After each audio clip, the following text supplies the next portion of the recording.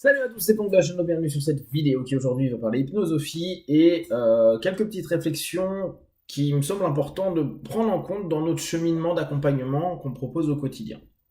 Il est assez courant chez nous en tant que praticien d'avoir la notion de se dire que la psyché va influencer le corps et que donc par essence on va tendre à se sentir mieux avec un travail psychique, mental, pour permettre qu'il y ait une modification émotionnelle, une modification en tout cas sensorielle, donc plus liée au corps, et offrir dès lors peut-être un apaisement dans le sensitif et un apaisement peut-être dans des douleurs, dans des mal-être et des malaises physiologiques.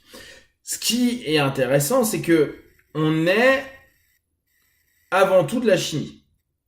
Alors, prendre cette notion-là, c'est parfois un petit peu désagréable, surtout pour notre type d'accompagnement, qui prenons principalement en compte la psyché. Après, on peut dire, oui, mais moi, je travaille sur les énergies, ou je travaille également sur les tensions, si je fais un peu de kinésiologie, etc., etc. Néanmoins, la majeure partie d'entre nous, dans la PNL, le coaching, dans l'hypnose, dans les psychopratiques X et Y, c'est la psyché.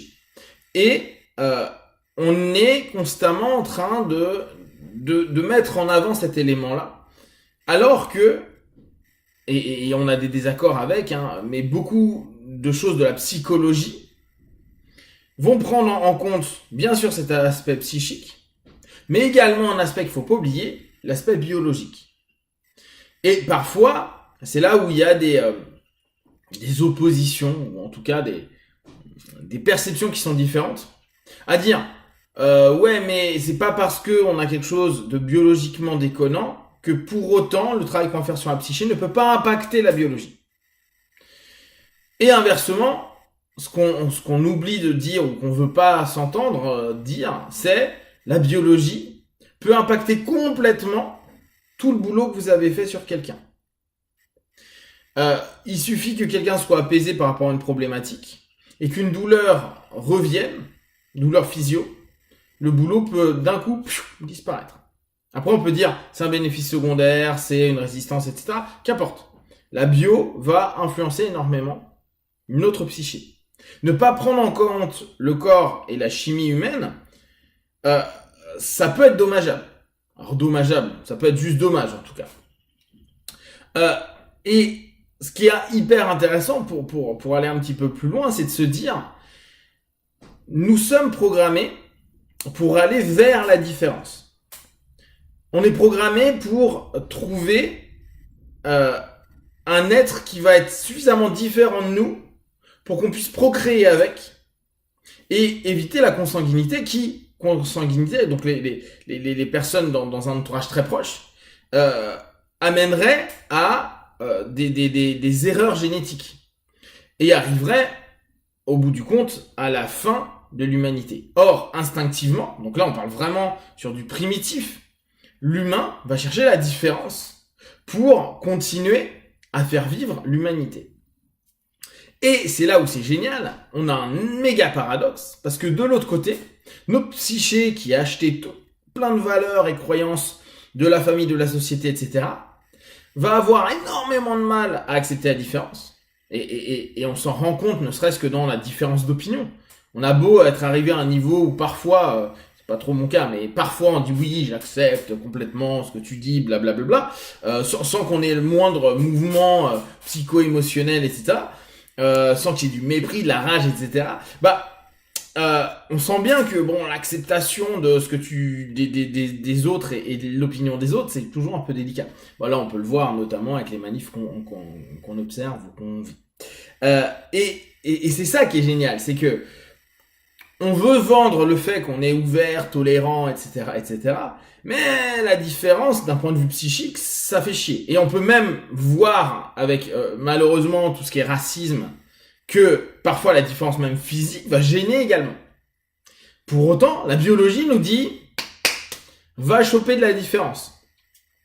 Et là, on a quand même une énorme injonction contradictoire qui est à prendre en compte. C'est-à-dire que peut-être, et là, je n'ai absolument pas de réponse, hein. C'est vraiment une réflexion. Peut-être qu'on a une injonction contradictoire primitive, première, entre nous, ce que notre corps, notre biologie peut chercher, aller vers une forme de différence, et ce que notre psyché, notre émotion et on va dire le néocortex, notre intellect, va dire bah non, ça répond pas à des critères préétablis que j'ai achetés depuis que je suis enfant, donc ça va pas le faire.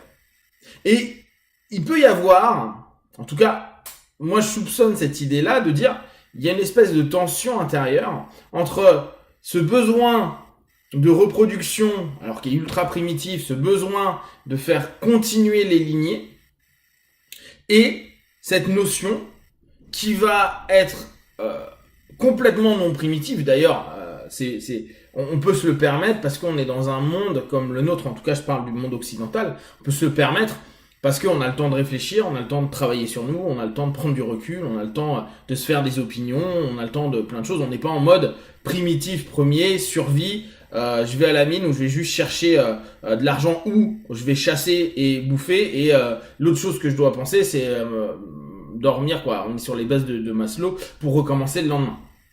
Là, nous, on a un peu plus de step back, de pas de recul, et on peut se dire ah ouais, alors bon, ça va pas trop bien parce que ceci me dérange, ou j'ai telle ou telle valeur et telle personne contredit cette valeur-là, alors ça me dérange, etc., etc.